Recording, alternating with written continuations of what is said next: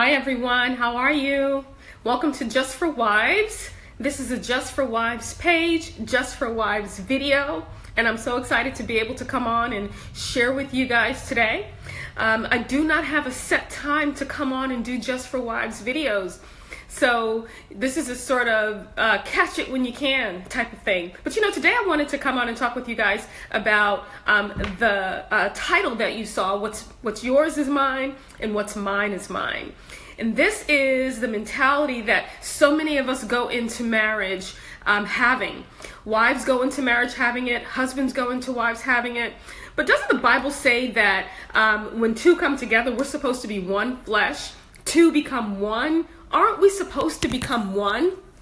So I just wanted to encourage the wives today, because this is the wives page, and I will probably go over and encourage our couples and covenant page as well, or I might just share this video. But if I can just encourage you guys who have been married for any length of time, especially newlyweds, you've been married maybe a few years, and you've come together, and you thought that you were going to come together and everything was going to be copacetic. Everything was going to be perfect. You were going to be sharing everything. Or maybe you thought that you were going to still have your own separate this, and he was going to have his own separate that. One of the most damaging things that I found that we can say in marriage as couples is, this is mine, or that's yours. This is mine and that's yours. I see couples do it all the time. You've got your own car that you're paying your car note on, and it's not something that he's going to drive, or he can't drive it, and he's got his own thing and you can't touch it, and you've got your own thing over there and he can't touch it. And I just wonder, where is the oneness? We go into marriage sometimes and we are still very separate. We've made covenant with each other. Covenant is the strongest and the highest form of agreement on the earth. But we go into covenant and we are still very much separate from each other when we're supposed to be one. And so wives, I just want to encourage you to be the leader. If your husband isn't taking that lead, be the leader and help the two of you come to a place of greater intimacy, of greater covenant, where you can begin to say, you know what, we've got to stop saying this is mine and this is mine, and not wanting to be that person who wants to share what we have.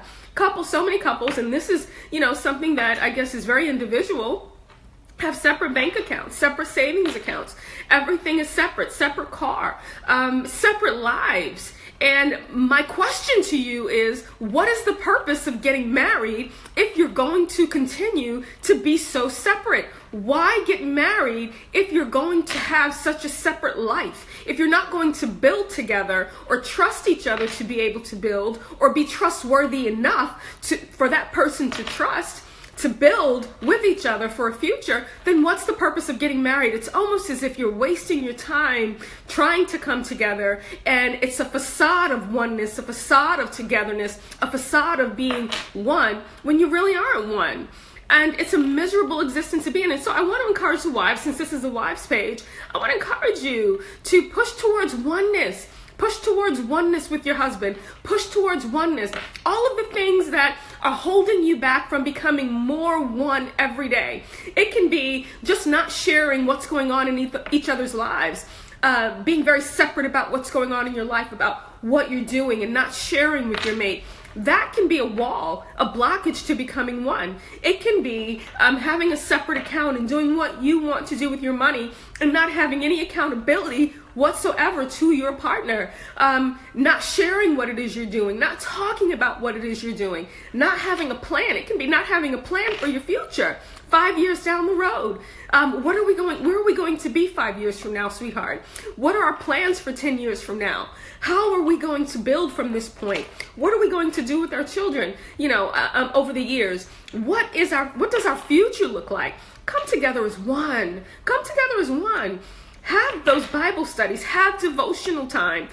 If you don't have a whole lot of time in your schedule and you say, well, when are we going to have devotional time? At least come together a couple of times a week and just join hands and pray about some of the things in your life. Pray about your children. Pray that God would bind the two of you together in love. Pray that he would just bring you closer so that you can start to act and become more like one unit. You want to be a unit. You want to be a unit because two are better than one, Ecclesiastes tell us. Two are always better than one. One person can't do nearly as much as two people joined together, united in unity under the power of the Almighty God. Can't do as much. Two people are so much stronger. And so I just want to encourage you to come together and be one. Be one. Be one. Be one. Be one. Stop functioning as two separate entities.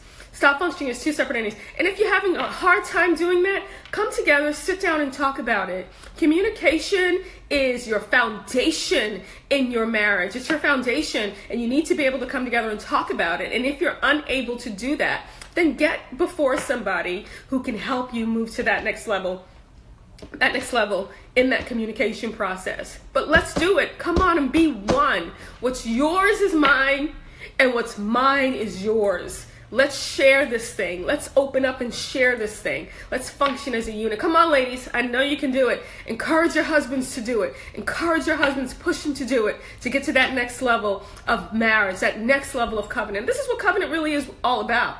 Come on. I encourage you to do it. I know you can do it. And I'll talk with you soon. God bless you guys. Bye.